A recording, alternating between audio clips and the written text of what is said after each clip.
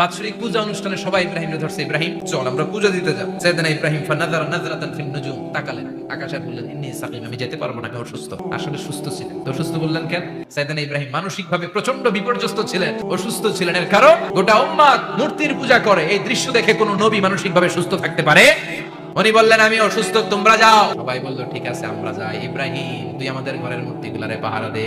সাইয়েদনা ইব্রাহিম কয় ঠিক আছে আজকে পাহারা দিমু, জন্মের পাহারা, যা তোরা দিতাছি, পাহারা দিতেছি যা। এইবার সাইয়েদনা ইব্রাহিম মূর্তির ঘরে ঢুকলেন। দেবীর ঘরে ঢুকে উনি ঘুরে ঘুরে তাকায়, দেখে একটা এমনি আরেকটা ব্যাগ সবগুলোর সামনে যায়। যে যে দেখে আর অবাক হয়, কত ধরনের খোদার কাছে এরা কত কিছু চায়। যে দেখে প্রত্যেকটার সামনে ডেজার্টস আইটেম, মিষ্টান্ন, এক একটা সামনে রসমালাই। সাইয়েদনা ইব্রাহিম অবাক, কি রে এত মূর্তি, এত ডিজাইন, এত ভাবে এরা অঙ্গভঙ্গি করে আছে, এত খাবার দেয়া, খায় না কেন? সাইয়েদনা ইব্রাহিম ভাবলেন মনে হয় নাগাল পাই না, আমি একটু তুইলা ধরি।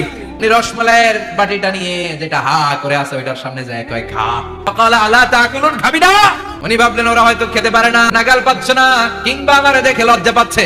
নিচ থেকে রসমালাইয়ের বাটি তুলে ধরলেন, উনি বললেন খা, আর ওগুলা কয় হা। উনি মুখের সামনে তুলে ধরে বললেন আলা তাকুলুন, খা। সবগুলার সামনে গেলেন, খা খা।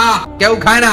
খাবি না কেন? তাইলে কথা কও। এই যে কষ্ট করে উড়াইলি, মুখের সামনে দিলাম, খাবি না কেন? কথা বল। খায়ও না, কথাও কয় না, এখন বাকি আছে কোনটা? ফারাগা আলাইহিম দারবাম বিল ইয়ামিন, ডান হাতে কোপানো শুরু করলেন। ইচ্ছামতো ঘুষি কিল মারতে মারতে মূর্তিগুলার সাইজ মারতে মারতে সব শেষ। তারপরে খুঁজে পেলেন একটা কুড়াল দিয়ে মারতে আরো সুবিধা, খালি এটা এইভাবে মারে ওইভাবে মারে, মারতে মারতে যতগুলো মূর্তি ছিল সবগুলো মেরে বড় মূর্তিটার গায়ে মারতে যাবে। In the mean time stop, না এটারে মারো না, সবগুলারে টুকরা টুকরা, 12টা ঝাড়া আর বুদ্ধি করে কুড়ালটারে 12টার কান্দে ঝুলাইয়া দিলে।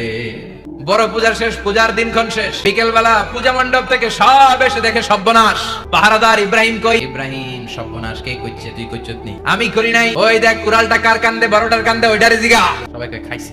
সবাই বলে ইব্রাহিম তুমি কি জানো না এগুলো কথা বলে না? সাইয়েদনা ইব্রাহিম বলে যে এটা কথা কয় না, ওইটার পূজা করস কেন?